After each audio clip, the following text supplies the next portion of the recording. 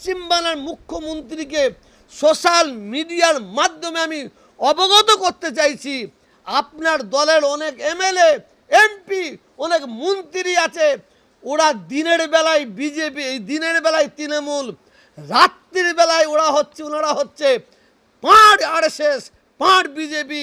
এই সরকার তিনবার ক্ষমতায় এসেছে,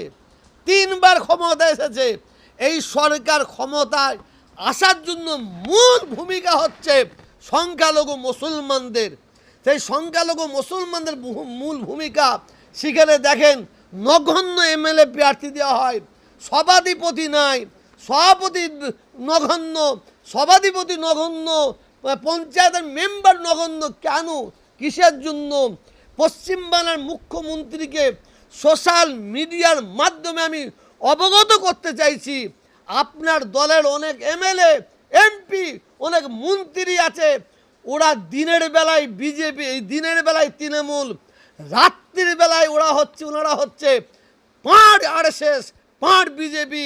তারা আপনাকে আড়ালে রেখে বিজেপিকে খুশি করার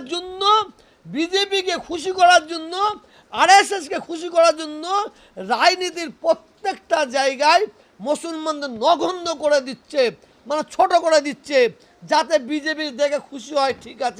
ঠিক আছে। এই 2021-এ এই এখানে হলো কি বলে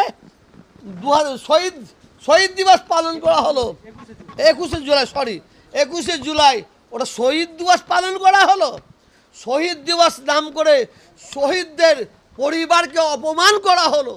শহীদ দিবস পালন করতে গিয়ে ডান্স দিতে হবে, শহীদ দিবস পালন করতে গিয়ে মদ খেতে হবে, রাস্তায় মদ খেয়ে টলবে। হ্যাঁ, শহীদ দিবস পালন করতে পিকনিক করবে, কিন্তু শহীদ দিবস আমি জানি না ভাই, এটা আমি বুঝে উঠতে পারছি না। যারা শহীদ দিবস পালন করার নাম করে গিয়ে ডান্স দিচ্ছে, যারা নাচছে, যারা মদ খেচ্ছে, তাদের মা বাবা যদি মরে যায়, যদি অন্য কোনো ব্যক্তি ডান্স দেয়, অন্য কোনো ব্যক্তি মদ খায়, সেটা কীভাবে, কোন চোখে দেখবে? এটা আমি মনে করি শহীদ দিবস করার নাম করে শহীদ পরিবারকে অপমান করা হচ্ছে, ছোট করা হচ্ছে বলে মনে করি। আর দ্বিতীয় যেটা বলতে চাইছি, আমি শহীদ দিবস 21শে জুলাই লক্ষ্য করে দেখলাম 1% সংখ্যালঘু শহীদ দিবস মঞ্চে জায়গা পেয়েছে, 1%।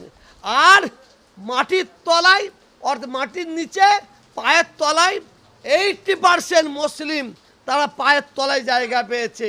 হ্যাঁ, এইভাবে মুসলমানদের বঞ্চিত করা হচ্ছে। খবর নিয়ে দেখা হোক শহীদ দিবস 21শে জুলাই যত মানুষ গেছে 75% সংখ্যালঘু মুসলিমরা হাজির হয়েছে। আর সেই সংখ্যালঘুদের